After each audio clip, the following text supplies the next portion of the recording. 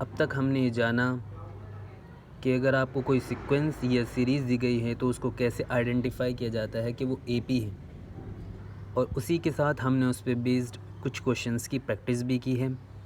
अब एपी में हम सेकंड कॉन्सेप्ट पे आते हैं। सेकंड कॉन्सेप्ट ये है कि अगर आपको कोई एपी दी गई है, वो सीक्वेंस भी हो सकता है एपी का, या एपी की सीरीज़ भी हो सकती है, तो उसमें पर्टिकुलर नंबर ऑफ़ टर्म को आपको बताना है कि पर्टिकुलर नंबर ऑफ़ टर्म क्या होगी।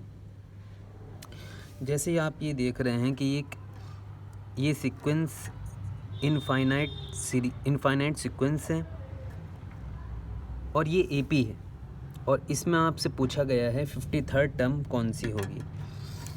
पहले तो ये समझ लेते हैं टर्म्स की पोजीशन को कैसे बताते हैं। एपी यहाँ से स्टार्ट हो रही है तो इसको बोलते हैं फर्स्ट टर्म ऑफ एपी, क्योंकि ये फर्स्ट पोजीशन पे है। इसको बोलते हैं सेकंड टर्म, इसको बोलते हैं third term, and so on.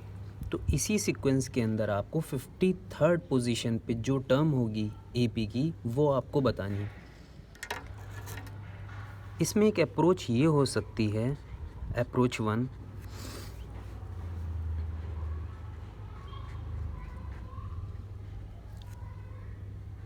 आपको फर्स्ट टर्म पता है। फर्स्ट टर्म को हम रिप्रेजेंट करते हैं ए से इन जनरल। तो यहाँ पे फर्स्ट टर्म है हमारी 5, और यहाँ पे डी निकालें तो next term minus previous term, तो डी आएगा 2। आपको पता है कि हम एपी के अंदर अगली टर्म को ऑब्टेन करने के लिए प्रीवियस टर्म के अंदर कॉमन डिफरेंस को ऐड करते हैं। तो ये 5 आई, ये फिर 7, ये 9, ये 11, ये 13, ये 15, ये 7, उसके आगे 17, फिर 19। इसी तरीक़े से हम 53rd पोजीशन पे पहुंच सकते हैं और उस 53rd टर्म को हम बता सकते हैं ईज़िली। लेकिन एग्ज़ाम में करने की ये अप्रोच बिल्कुल गलत है। तो फिर एग्ज़ाम में कैसे किया जाएगा? एग्ज़ाम के अंदर हम इसी अप्रोच को यूज़ करेंगे लेकिन मॉडिफिकेशन के साथ। अप्रोच 2 जो आपको एग्ज़ाम के अंदर यूज़ करनी है। अगर यहाँ पे देखा जाए तो आपका गिवन सीक्वेंस ये है 11 एंड सो ऑन।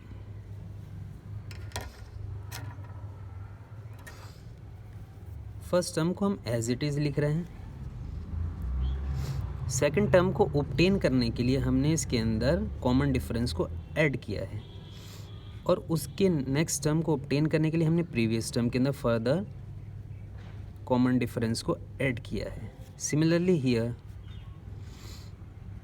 यहाँ पे आपने कॉमन डिफरेंस को फर्दर ऐड किया है।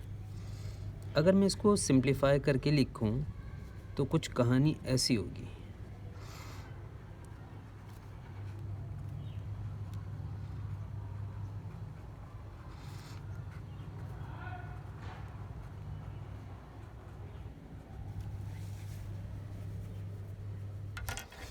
आपको पता है अगर इन जनरल हम बात करें तो फर्स्ट टर्म को रिप्रेजेंट करते हैं ए से और कॉमन डिफरेंस को रिप्रेजेंट करते हैं डी से। तो मैंने उसी नोटेशन को यूज़ कर लिया।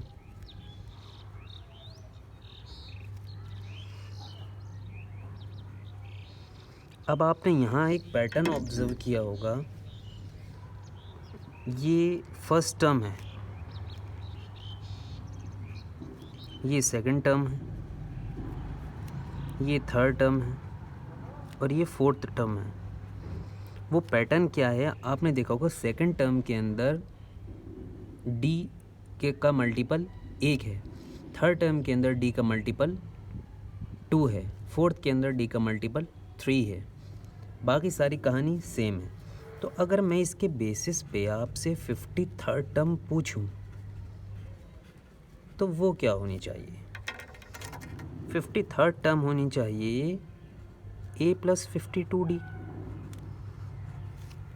और आपको a भी पता है और आपको d भी पता है, तो आप ईज़िली बता सकते हैं। यहाँ से आपका आ जाएगा और 53rd टर्म आ जाएगी 109। तो यहाँ से हमने सीखा कि अगर आपको कोई AP गिवन है तो उसकी nth टर्म को कैसे आइडेंटिफाई किया जाता है। तो इसी रूल को जर्नलाइज वे में लिख लेते हैं। nth term of an AP, इसके लिए हम नोटेशन यूज़ करते हैं, AN यूज़ करते हैं, ये स्मॉल TN भी यूज़ कर लेते हैं, ये कैपिटल TN भी यूज़ कर लिया करते हैं। तो हमने इसको जनरलाइज वे में लिख दिया A + n-1 into D। A first term है, N नंबर ऑफ पोजीशन है, टर्म की पोजीशन, D हमारा कॉमन डिफरेंस है। यहाँ पे एक छोटा सा पॉइंट आपको और समझना है जो आगे काम आएगा। N चूँकि नंबर ऑफ पोजीशन को बताता है, टर्म की पोजीशन को, जैसे ये फर्स्ट टर्म है तो यहाँ पे n1 है, यहाँ पे पोजीशन सेकंड है तो यहाँ पे n2 है। तो आपको ये पॉइंट याद रखना है, n कैन नॉट बी,